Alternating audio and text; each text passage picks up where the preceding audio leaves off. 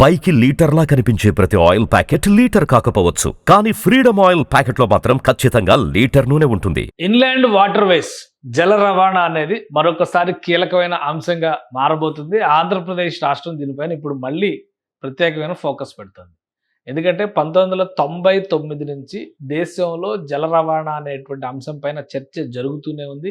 Inland water వేస్కి సంబంధించి national water ways అంటే NW అనేటువంటి సిరీస్తో ఎలా అయితే నేషనల్ హైవేస్ ఉన్నాయో ఆ తరహాలోనే నేషనల్ వాటర్ వేస్కి సంబంధించినటువంటి ప్రణాళికలను కూడా గతంలోనే కేంద్ర ప్రభుత్వాలు రూపొందించాయి. 2008లో దీనికి సంబంధించినటువంటి డిపిఆర్లన్నీ కూడా ఫ్రీజ్ అయినాయి. అటు ఉత్తర భారతదేశంలో ఇటు దక్షిణ భారతదేశంలో ప్రధానమైనటువంటి గంగా నది నుంచి కృష్ణా నది వరకు మేజర్ రివర్స్ ఎక్కడైతే ఉన్నాయో అక్కడ వాటర్ లింకేజ్ని ఏ విధంగా డెవలప్ చేయాలనేదే ఈ ప్రాజెక్టుల సారాంశం. అయితే దురదృష్టవశాత్తు 2019 తర్వాత ఆంధ్రప్రదేశ్లో ఏర్పడినటువంటి ప్రభుత్వం అప్పటి వరకు వచ్చినటువంటి ప్రాజెక్టులన్నింటినీ కూడా పూర్తిగా ఆపేసినటువంటి నేపథ్యంలో ఎక్కడెక్కడ ఆగిపోయినటువంటి పరిస్థితి. ఇప్పుడు మళ్ళీ ఆంధ్రప్రదేశ్ ప్రభుత్వం ఈ జల రవాణా పైనే ఫోకస్ పెడుతుంది. అసలు ఇది సాధ్యమయ్యేటువంటి అంశమేనా, మళ్ళీ ఇంకోసారి ప్రచార ఆర్భాటం కోసం తీసుకుంటున్నటువంటి అంశంగా దీన్ని మనం చూడాలి. ఇలా తెలుసుకోవాలంటే దీని గురించి అసలు జల రవాణాకు సంబంధించినటువంటి పాసిబిలిటీస్ అన్నింటినీ కూడా మనం ఒకసారి విశ్లేషించాల్సినటువంటి అవసరం ఉంటుంది. ఇది దేశవ్యాప్తంగా ఉన్నటువంటి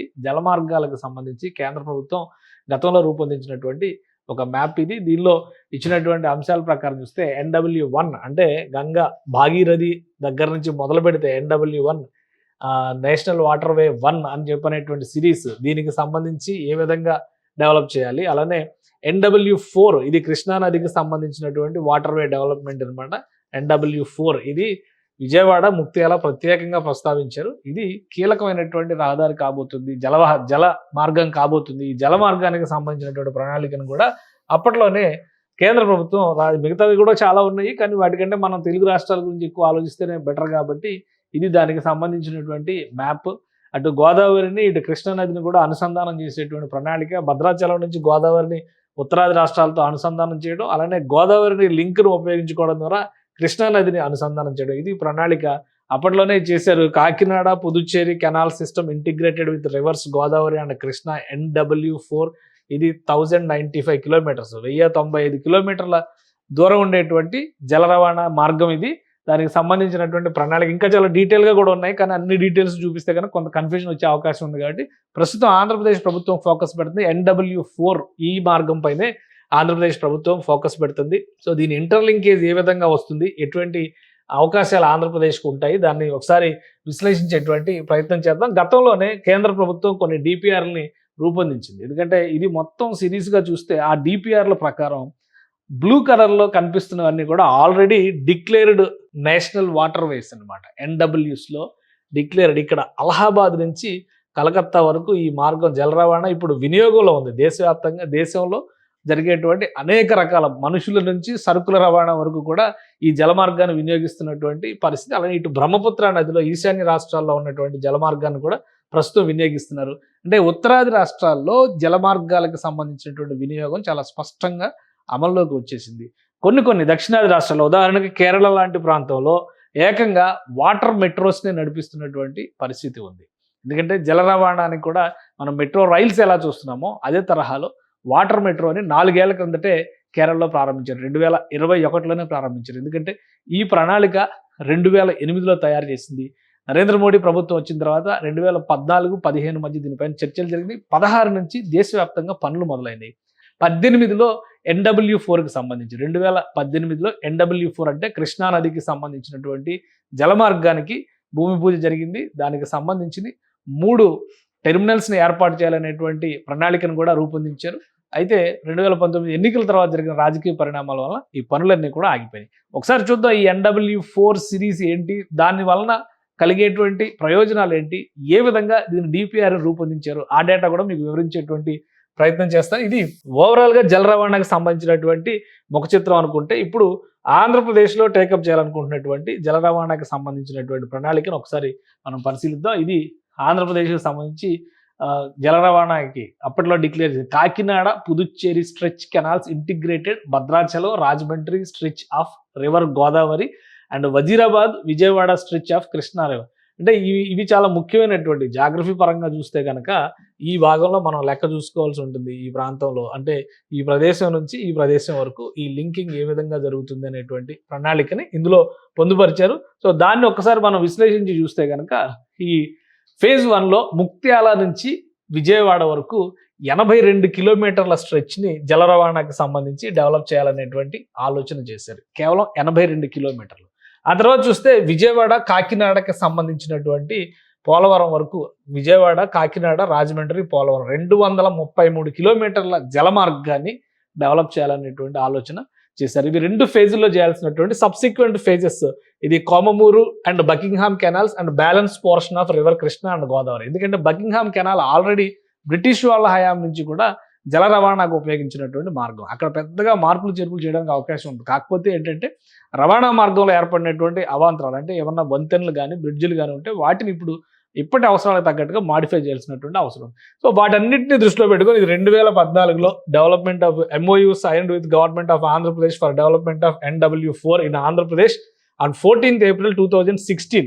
2016లో 10 ఏళ్ళు అయింది. మన దౌర్భాగ్యం, మన దరిద్రం ఏంటంటే ఈ వ్యవస్థలో కొన్ని నిర్ణయాలు తీసుకున్న తర్వాత రాజకీయ వైకల్యం కనుక ఉంటే, అమలు చేయడంలో కనుక జాప్యం జరిగితే అది ప్రజలకు శిరోభారం అయ్యేటువంటి కార్యక్రమం. ఆ రోజు కనుక ఈ కార్యక్రమం పూర్తయి ఉంటే బడ్జెట్ వైజ్గా ప్రజాధనం దుర్వినియోగం అవడంలో కూడా చాలా నియంత్రణలు జరిగి కానీ ఇప్పుడు 10 ఏళ్ల తర్వాత మళ్ళీ ఈ ప్రాజెక్ట్ చేపడితే ఖచ్చితంగా అంచనా వ్యయాలు మించిపోయేటువంటి అవకాశాలు ఉంటాయి. సో అది మొత్తానికి దీని స్టోరీ. ఓవరాల్గా రివైజ్డ్ దీన్ని చూస్తే కనుక మొత్తం ఈ మార్గానికి సంబంధించినటువంటి డేటా. అలానే దీన్ని ఇంకొక విషయాన్ని ఇక్కడ గమనించాల్సింది ఏంటంటే భారీ వెస్సెల్స్ని ఉపయోగించడం ద్వారా రవాణాను పెద్ద ఎత్తున ప్రోత్సహించడానికి ఈ మార్గం ఉపయోగపడుతుంది అనేటువంటి ఆలోచన చేసింది. అప్పట్లో చేసినటువంటి సజెషన్సే ఇవన్నీ. ఎందుకని ఇది చేస్తారంటే ఒక రహదారి మార్గంలో ఒకవేళ ఒక రహదారి మార్గంలో కనుక సరుకు రవాణా చేయాలంటే కిలోమీటర్కి ₹2.32 33 పైసలు ఖర్చు అయితే అదే రైలు మార్గాల ద్వారా చేస్తే ₹33 వరకు ఖర్చు అవుతుందని చెప్పని ఒక అంచనా వేస్తున్నారు. జల మార్గంలో అయితే ఈ ఖర్చు పూర్తిగా తగ్గిపోయి ₹6 మాత్రమే అయ్యేటువంటి అవకాశం ఉంటుందండి. అందుకనే జల రవాణా నిపుణులు అంటే అభివృద్ధి చెందినటువంటి దేశాల్లో కూడా పెద్ద ఎత్తున జల మార్గాల్ని ఇప్పటికీ వినియోగించడానికి కారణం అదే.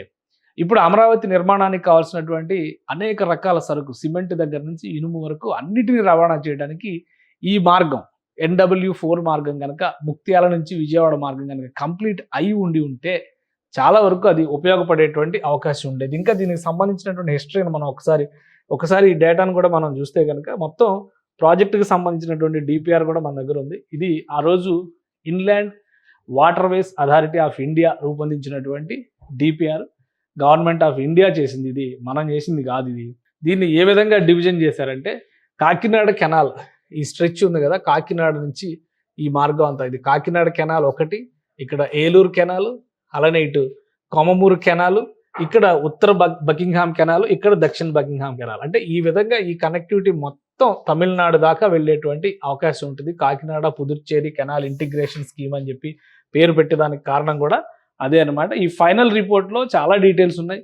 ఆ డీటెయిల్స్ ప్రకారం కనుక మనం చూస్తే ఈ స్ట్రెచ్లన్నీ కంప్లీట్ అయి ఉంటే కనుక ఈ పాటికి ఆంధ్రప్రదేశ్కి చాలా రకాల ఉపయోగం జరిగి ఉండేది అని మనం భావించవచ్చు. ఇక రివర్ బేస్లో మనం చూసినప్పుడు ఎక్కడెక్కడ ఎంతెంత డెవలప్మెంట్ చేయడానికి అవకాశం ఉంది ఆ డేటా చూస్తే కనుక ఆంధ్రప్రదేశ్లో Kakinada canal, Eluru canal, Komamuru canal, Godavari river, Krishna river and north Buckingham canal అంటే పెద్దగంజాం నుంచి ప్రకాశం జిల్లాలో ఉంటుంది. అక్కడి నుంచి ఆంధ్రప్రదేశ్ బార్డర్ ఆంధ్రప్రదేశ్ తమిళనాడు బార్డర్ తడ వరకు చేస్తే కనుక 888 కిలోమీటర్ల లెంత్ మొత్తాన్ని కూడా ఇక్కడ చేసేది ఏంటంటే ఆల్రెడీ ఉన్నటువంటి మార్గాల్ని డ్రెడ్జింగ్ అంటే లోతుగా తవ్వడం ద్వారా కనీసం 2 మీటర్ల లోతు వరకు తవ్వడం ద్వారా భారీ వెషల్స్ కూడా అందులో ప్రయాణం చేయడం, పెద్ద పడవలు కూడా స్టీమర్లు, బోట్లు లాంటి పెద్ద పడవలు కూడా అందులో ప్రయాణం చేయడానికి అవకాశం కల్పిస్తారు. అలానే పూడిక రాకుండా, వరద సమయాల్లో పూడిక ఎక్కువ రాకుండా తగిన జాగ్రత్తలు తీసుకుంటారు. జల రవాణా సాఫీగా జరగడం కోసం తీసుకునేటువంటి చర్యలు ఇవి. అందులో భాగంగానే 2018లో దాదాపు 70% పనులు పూర్తయినాయి. ఎక్కడ? విజయవాడ ముక్త్యాల మధ్యలో జరిగినటువంటి జల రవాణా కెనాల్స్కి సంబంధించినటువంటి డెవలప్మెంట్లు. కానీ 2018 తర్వాత పనులు పూర్తిగా అటకెక్కినాయి. ఇటీవల వచ్చినటువంటి కృష్ణానది వరదల దెబ్బకి ఇవన్నీ కూడా పూడిపోయేటువంటి అవకాశాలు ఉన్నాయి. ఇక్కడ ఒక కీలకమైనటువంటి నిర్ణయం జరిగింది. ఆ నిర్ణయాన్ని కూడా వివరించే ప్రయత్నం చేస్తే ఇక తమిళనాడులో పుదుచ్చేరిలో ఉన్నటువంటి రోడ్డు మార్గం, జలమార్గం ఇది. సో ఈ జలమార్గం కనుక రెడీ అయితే ఇక్కడ వినియోగించడానికి, అంటే ఈ మార్గంలో సరుకు రవాణా చేయడానికి ఉన్నటువంటి అవకాశాల పైన కూడా అప్పట్లోనే అధ్యయనం జరిగింది. ఈ మార్గం నుంచి బొగ్గు, రైస్, అలానే food grains, cement, fertilisers, forest products, salt, ఇతర general cargo, total cargo potential tons లో చూస్తే కనుక కనీసం 78,000 టన్నుల వరకు ఇక్కడ ట్రాన్స్పోర్ట్ చేయడానికి అవకాశం ఉంటుంది. అంటే 2014-15 నాటి అంచనాల ప్రకారం చూస్తేనే 27,000 టన్నులు, అంటే 27% మిలియన్ టన్స్. ఇవి అంత ఆ రేంజ్ లో సప్లై చేయడానికి, సరఫరా చేయడానికి, రవాణా చేయడానికి అవకాశం ఉంటుందని చెప్పని అప్పట్లోనే అంచనా వేశారు. అందుకనే కేంద్ర ప్రభుత్వం కూడా దీనిపైన ప్రత్యేకమైనటువంటి ఫోకస్ పెట్టింది. అయితే ఆంధ్రప్రదేశ్లో ప్రభుత్వం మారిన తర్వాత జరిగినటువంటి ఈక్వేషన్స్ ఈ మొత్తం ఈ ప్లానింగ్ మొత్తాన్ని కూడా డిస్టర్బ్ చేసేసినాయి అని చెప్పని మనం అనుకోవచ్చు. తర్వాత జరిగినటువంటి ఇప్పుడు కూటమి ప్రభుత్వం ఏర్పడిన తర్వాత మరొకసారి దీన్ని తెరపైకి తీసుకొచ్చేటువంటి ప్రయత్నాలు జరుగుతున్నాయి. ఇటీవల జరిగినటువంటి ఒక సమావేశంలో ఒకసారి విశ్లేషిద్దాం. ఆ సమావేశంలో కేంద్ర ప్రభుత్వంలోని ఈ కార్పొరేషన్తో, ఇన్లాండ్ వాటర్వేస్ అథారిటీ ఆఫ్ ఇండియాతో ఆంధ్రప్రదేశ్ ప్రభుత్వ పెద్దలు సంప్రదింపులు జరిపారు. ఈ క్రమంలోనే ఈ సంస్థ చేసినటువంటి సూచనల మేరకు ముందుగా ముక్త్యాల విజయవాడ స్ట్రెచ్లో డెవలప్ చేయాలనుకుంటున్నటువంటి జల రవాణా మార్గం పైన సమగ్ర అధ్యయనం చేస్తున్నారు. ఇక్కడ 3 టెర్మినల్స్ ఏర్పాటు చేయడానికి కావాల్సినటువంటి, అంటే సరుకుల రవాణాకి వెళ్ళేటువంటి వాహనాలని, ఈ స్టీమర్లను కానీ వెజల్స్ని కానీ నడిపించేటువంటి డక్లు ఏర్పాటు చేస్తారు. ఈ డక్లు ఏర్పాటు చేసేటువంటి క్రమంలోనే కేంద్రంలో ఉన్నటువంటి, కేంద్ర ప్రభుత్వ ఆధ్వర్యంలో పనిచేసేటువంటి ఇన్లాండ్ వాటర్వేస్ అథారిటీ ఆఫ్ ఇండియాకి వాటి నిర్మాణానికి సంబంధించినటువంటి భూముల్ని రాష్ట్ర ప్రభుత్వం హ్యాండ్ ఓవర్ చేయాల్సి ఉంటుంది. సో ఈ క్రమంలో ముక్త్యాల, హరిశ్చంద్రపురం, ఇబ్రహీంపట్నం, విజయవాడకు సమీపంలో ఉన్నటువంటి ఇబ్రహీంపట్నం, ఈ 3 ప్రాంతాల్లో ఇంతకు ముందరే సేకరించి ఉంచినటువంటి భూముల్ని అప్పగించడానికి ఆంధ్రప్రదేశ్ ప్రభుత్వం సుముఖత వ్యక్తం చేసింది. సో ఈ ల్యాండ్స్ అప్పగించిన తర్వాత నిర్మాణ ప్రణాళికని మరొకసారి తెరపైకి తీసుకొస్తారు. ఖర్చు విషయంలో రాష్ట్ర ప్రభుత్వం ప్రస్తుతం ఉన్నటువంటి ఆర్థిక పరిస్థితుల నేపథ్యంలో కేంద్రం పైన ఆధారపడేటువంటి అవకాశాలు ఎక్కువగా ఉన్నాయి. ఈ మేరకు కొన్ని విజ్ఞప్తులు కూడా చేసినట్టు తెలుస్తుంది. సో దాన్ని ఒకసారి మనం పరిశీలించి చూస్తే కనుక ఈ జల రవాణా దీనికి సంబంధించి కార్గో ఓడలు, క్రూయిజ్ షిప్లు ఇవన్నీ కూడా ఇక్కడ తీసుకొచ్చేటువంటి అవకాశం ఉంటుంది. 50 మీటర్ల నిడివిలో 2 మీటర్ల లోతున పూడికి తీత పనులు చేపట్టాలి. మొదట ముక్త్యాల నుంచి గుంటూరు జిల్లా అచ్చంపేట వరకు, అచ్చంపేట మండలం చామర్రు వరకు 29 కిలోమీటర్ల డ్రెడ్జింగ్ చేసేందుకు 33 కోట్ల రూపాయల వ్యయంతో చామర్రు నుంచి గుంటూరు జిల్లా తుళ్ళూరు మండలం హరిశ్చంద్రాపురం వరకు మరొక 37 కిలోమీటర్ల డ్రెడ్జింగ్కి సంబంధించి 35 కోట్ల రూపాయలు, అంటే దాదాపుగా 70 కోట్ల రూపాయలకు సంబంధించినటువంటి పనులు ప్రారంభించేటువంటి ప్రణాళికని గతంలోనే చేశారు. బట్ ఆ పనులు పూర్తయిన టైంలో ప్రభుత్వం మారింది కాబట్టి ఇప్పుడు మొత్తం కథ మొదటికి వచ్చింది. అందుకే 3 కార్గో టెర్మినల్స్ నిర్మించడానికి కావాల్సినటువంటి భూముల్ని ప్రస్తుతం ఆంధ్రప్రదేశ్ ప్రభుత్వం హ్యాండ్ ఓవర్ చేయడానికి రెడీగా ఉంది. 8 ఎకరాలు ముక్త్యాల దగ్గర, 8.57 ఎకరాలు ఫెర్రీ దగ్గర, 3.63 ఎకరాలు హరిశ్చంద్రపురం దగ్గర, 3.80 ఎకరాల భూమిని ఈ సంస్థకి హ్యాండ్ ఓవర్ చేస్తారు. నిర్మాణ ప్రణాళికని ముందుకు తీసుకెళ్లేటువంటి బాధ్యత ఇక ఆ సంస్థ చేతిలోనే ఉంటుంది. దీనికి సంబంధించి మళ్ళీ ప్రొసీజర్ విషయంలో రాష్ట్ర ప్రభుత్వం ఇచ్చిన తర్వాత ప్రొసీజర్ విషయంలో టెండర్లు ఇవ్వడము, మళ్ళీ డిపిఆర్లు, మళ్ళీ స్టడీస్ ఇవన్నీ కూడా కామన్. కాబట్టి ప్రస్తుతం రాష్ట్ర ప్రభుత్వం భూమి హ్యాండ్ ఓవర్ చేస్తే కనీసం ఒక 6 నెలల సమయం పట్టేటువంటి అవకాశం కనిపిస్తుంది. అక్కడ ప్రొసీజర్స్ని మొదలుపెట్టి పనులు మొదలు పెట్టడానికి కనీసం 6 నెలల సమయం పట్టేటువంటి అవకాశం అయితే కనిపిస్తుంది. అనేక రాష్ట్రాల్లో ఇప్పటికే కార్గోకి సంబంధించినటువంటి రవాణా వ్యవస్థలను ఏర్పాటు చేసింది. ఇప్పుడు మనం ఇందాక అనుకున్నాం కదా, ఆల్రెడీ ఇంప్లిమెంటేషన్లో ఉన్నటువంటి మార్గం ఇది తూర్పు భారతదేశానికి సంబంధించి. తూర్పు భారతదేశంలో దీనికి సంబంధించినటువంటి వాటర్వేస్ ట్రాన్స్పోర్ట్ సిస్టమ్స్ అనేవి వచ్చేసినాయి. వాటిని ఉపయోగించడంతో పాటు జలవాహక్ అనేటువంటి పేరుతో కేంద్ర ప్రభుత్వం దీన్ని ఒక ప్రత్యేక పథకంగా తీసుకుని అమలు చేస్తుంది. కాబట్టి రాబోయే రోజుల్లో రాష్ట్ర ప్రభుత్వం ఈ ల్యాండ్స్ హ్యాండ్ ఓవర్ చేసిన తర్వాత కేంద్రంతో ముఖ్యంగా నిధులు వెచ్చించేటువంటి విషయంలో, ఎందుకంటే ఆల్మోస్ట్ 70 కోట్లు ఖర్చు పెట్టి కూడా రిజల్ట్ రాని పరిస్థితుల్లో ఈ ప్రాజెక్ట్ ఆగిపోయింది. సో దక్షిణాదికి ఉత్తరాదికి లింక్ కావాలంటే ఆంధ్రప్రదేశ్ నుంచే జల రవాణా వ్యవస్థలను బలోపేతం చేసుకోవాల్సినటువంటి అవసరం ఉంది. కాబట్టి ఈ దఫా ఖచ్చితంగా ఒక నిర్ణీత సమయాన్ని పెట్టుకోవడం ద్వారా ఆంధ్రప్రదేశ్లోని కాకినాడ నుంచి బకింగ్హామ్ కెనాల్ స్ట్రెచ్ని డెవలప్ చేయడం ద్వారా పుదుచ్చేరి వరకు రవాణా మార్గాల్ని, జల రవాణా మార్గాల్ని అభివృద్ధి చేయాలనేటువంటి సంకల్పంతో ఆంధ్రప్రదేశ్లో ఉన్న కూటమి ప్రభుత్వం ఉంది. దీనిపైన ప్రత్యేకమైనటువంటి మిషన్గా కొంతమంది అధికారుల్ని ముఖ్యమంత్రి చంద్రబాబు నాయుడు నియమించినట్టుగా సమాచారం ఉంది. అలానే అమరావతి నిర్మాణానికి కావాల్సినటువంటి సరుకు రవాణాలు, జల రవాణాని ఉపయోగించాలనేటువంటి విషయాన్ని కూడా చాలా కరాఖండిగా ముఖ్యమంత్రి చెప్పినట్టు తెలుస్తుంది. అందుకనే ఆగమేఘాల మీద దీనికి సంబంధించినటువంటి ఫైల్స్ మూవ్ అవుతున్నాయి. అతి త్వరలో కేంద్ర ప్రభుత్వ ఆధ్వర్యంలో ఉన్నటువంటి inland waterways authority of India activity మొదలుపెట్టేటువంటి అవకాశం ఉంది.